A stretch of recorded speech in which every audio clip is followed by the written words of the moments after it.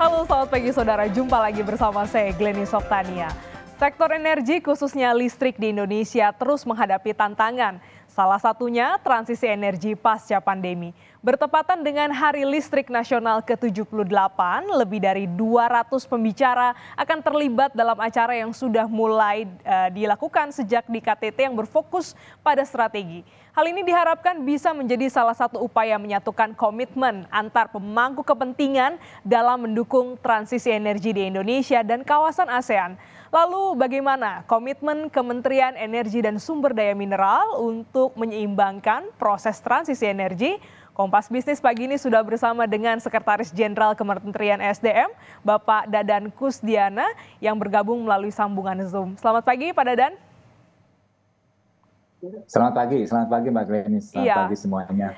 Pak, ini banyak yang meyakini bahwa transisi energi adalah sebuah keniscayaan. Harapan untuk mendorong pengembangan energi berkelanjutan yang ramah lingkungan. Nah, apa nih strategi Kementerian SDM dalam merealisasikan target transisi energi dan juga dukungan regulasi seperti apa yang telah ditetapkan untuk bisa mengakselerasi transisi energi? Ya, terima kasih Mbak Glenny. Transisi energi sebetulnya tidak hanya listrik ya, tapi juga termasuk energi yang lain. Nah, sekarang kita diskusi khusus listrik, karena listrik memang dalam penglihatan kami juga ke depan ini terjadi proses-proses elektrifikasi yang semakin luas. Dan listrik memang menjadi jantung dari perekonomian kita, menjadi penggerak untuk memastikan bahwa kita masuk menjadi salah satu bagian dari negara maju di 2045. Nah, kami akan sampaikan di sini hal-hal yang menjadi strategi dari Kementerian SDM untuk pertama adalah memastikan bahwa kita di tahun 2060 masuk menjadi net zero emission. Yang kedua adalah memastikan bahwa penyediaan listrik juga tidak hanya dari sisi bagaimana ini harus terjangkau, bagaimana ini harus bersih, tapi juga sejalan dengan ketersediaan dari yang ada di kita khususnya dari sisi sumber dayanya. Yang pertama, kami di Kementerian SDM menyusun bagaimana upaya-upaya percepatan dari penyediaan energi bersih, khususnya dalam hal ini adalah penyediaan energi terbarukan. Kita, alhamdulillah Indonesia ini mempunyai potensi energi terbarukan yang sangat besar, lengkap. Jadi tidak hanya dari sisi jumlahnya juga besar, tapi juga dari sisi ketersediaannya juga ini tersebar di seluruh wilayah kita. Dan juga dari sisi jenis, kita ini mempunyai jenis EBT yang bervariasi, yang beragam, tidak hanya bertumbuh kepada satu atau dua jenis energi terbarukan. Ini akan memastikan bahwa proses-proses dari tadi transisi energi ini dapat juga memastikan dari sisi ketahanannya ya. Karena kita nanti akan melakukan diversifikasi dari sisi pemanfaatan energi terbarukannya. Jadi kami lakukan percepatan dari sisi penyediaan EBT.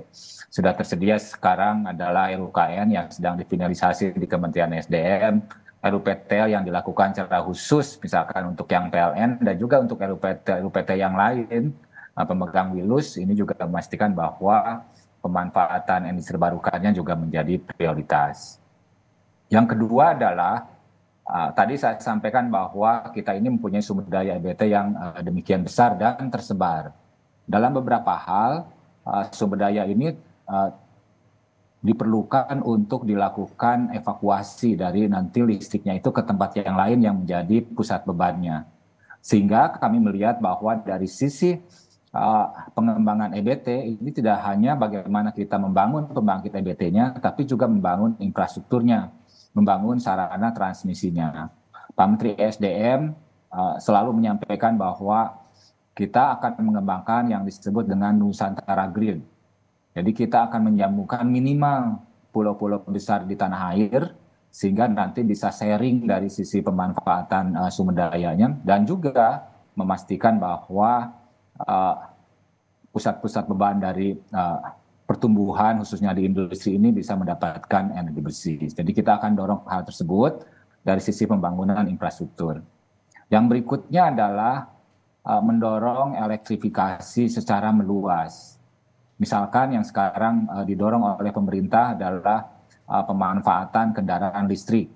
Termasuk dalam hal ini ada konversi motor listrik. Jadi konversi dari motor yang sekarang menggunakan bahan bakar bensin ini dikonversi sehingga bisa menggunakan baterai atau dalam hal ini listrik nantinya. Pemerintah menyediakan bantuan untuk hal ini per sekarang adalah 7 juta dan sekarang sedang direvisi menjadi 10 juta untuk setiap motor listrik ya.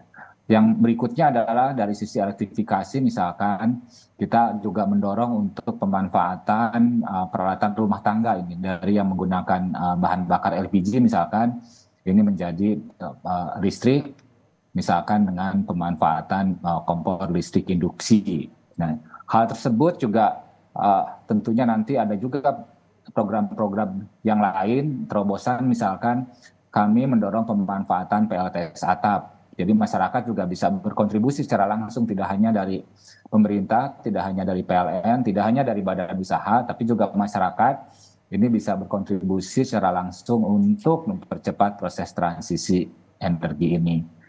Satu sisi yang ingin kami sampaikan di sini bahwa dari sisi penyediaan energi tentunya tidak mungkin ini disediakan secara langsung semuanya oleh pemerintah atau dalam hal ini khusus oleh PLN. Jadi kami juga mengundang keterlibatan dari badan usaha sehingga ini prosesnya bisa lebih cepat dan juga bisa lebih memanfaatkan proses-proses dari sisi pengadaan yang dilakukan oleh dalam hal ini oleh PLN untuk penyediaan tenaga listriknya. Saya kira itu dari sisi secara umum ya strategi yang dilakukan oleh pemerintah untuk mengakselerasi dari program-program transisi energi yang sudah diluncurkan oleh Presiden Jokowi. Kalau dari sisi regulasinya seperti apa nih Pak untuk bisa akselerasi? Tentu kan juga diperlukan dukungan regulasi. Ya betul. Ada beberapa regulasi yang kita susun dan sudah diterbitkan. Pertama misalkan dari sisi tarif ya. Untuk listrik yang berasal dari EBT untuk masuk ke dalam grid PLN, ini sudah diatur dalam peraturan Presiden, tahun lalu sudah diterbitkan dan sekarang sudah dalam proses implementasi. Kami juga sedang menyusun regulasi revisi dari peraturan PLTS atap. Ini pun sedang dipersiapkan sehingga nanti prosesnya itu tidak atau memastikan bahwa ini adalah regulasi dengan mekanisme yang lebih mudah, dengan mekanisme yang lebih cepat, dengan proses-proses yang lebih transparan sehingga masyarakat bisa mempercepat dari implementasi program PLTS atap ini. Kami dari sisi misalkan penyediaan bahan bakar nabati, sekarang sedang dipersiapkan juga dari bagaimana upaya-upaya dari pemerintah untuk meningkatkan pemanfaatan bahan bakar nabati khususnya dalam hal ini adalah biodiesel misalkan yang sekarang pemanfaatannya 30%, kami sedang melakukan kajian untuk ditingkatkan menjadi 40% sebagaimana arahan dari Presiden. Untuk yang lain dari sisi regulasi atau dari sisi inisiatif, kami pun menyusun program-program atau peta jalan bagaimana misalkan yang sekarang yang sering didiskusikan di berbagai macam forum, upaya-upaya untuk menurunkan emisi melalui percepatan untuk istirahat dini dari PLTU. Ini pun sedang kita siapkan untuk supaya bisa dilakukan proses transaksi yang pertama. Presiden sudah memberikan arahan bahwa ini kalau bisa dilakukan prosesnya di tahun ini untuk yang pertama dan kami sedang bekerja untuk hal tersebut. Jadi memang selain strategi untuk bisa mengembangkan energi baru terbarukan, ada juga strategi untuk bisa memensiunkan dini PLTU batubara. Nah ini bagaimana? Tadi kan Bapak sebutkan ada targetnya di tahun ini untuk bisa dimulai. Bagaimana dengan arah kebijakannya supaya ini berimbang? Karena kalau salah strateginya tentu ini akan berdampak panjang kepada masyarakat. Dari SDM seperti apa Pak? Betul, Mbak Glenis, bahwa ini harus dilakukan secara hati-hati, secara lengkap, secara komprehensif. Kita jangan sampai melakukan hal-hal yang tidak bisa memastikan bahwa ke depan penyediaan dari energi ini tetap dari sisi keterjangkauan dan juga memastikan dari sisi emisinya. Ini yang sedang kami lakukan. Jadi kami melakukan kajian bersama dengan PLN, dari sisi ketersediaannya, dari sisi sistem penyediaan ketenaga listrikan. Kemudian yang kedua adalah memastikan bahwa dengan proses-proses dengan pengistirahatan dini dari PLTU ini tidak menyebabkan listriknya menjadi lebih mahal, misalkan dari sisi biaya produksi.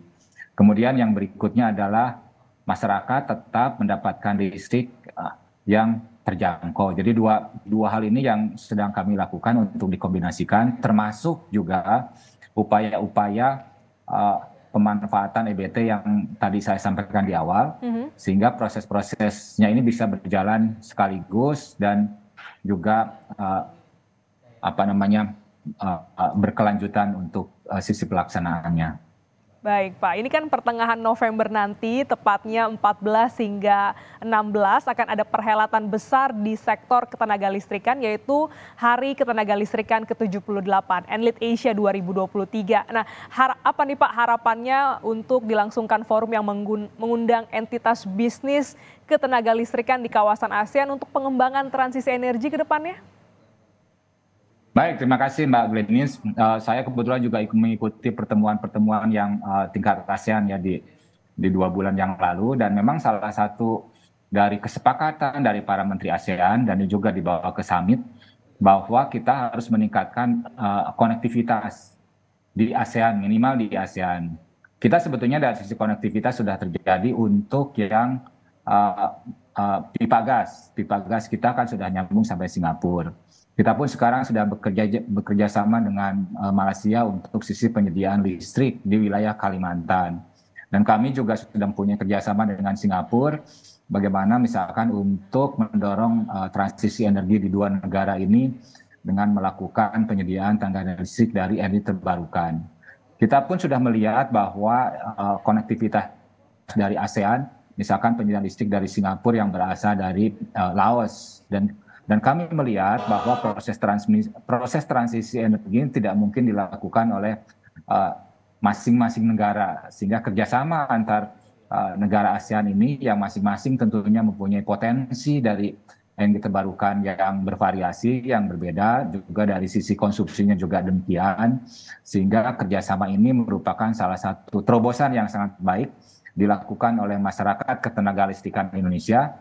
Dan ini kami harap bisa turut mempromosikan pengembangan energi bersih, energi terbarukan di Indonesia dan tentunya di wilayah ASEAN. Jadi kami sangat mengapresiasi untuk Hari Listrik Nasional yang ke-78, masyarakat ketenagalistrikan Indonesia melakukan forum-forum seperti ini dan meluas menjadi di level ASEAN.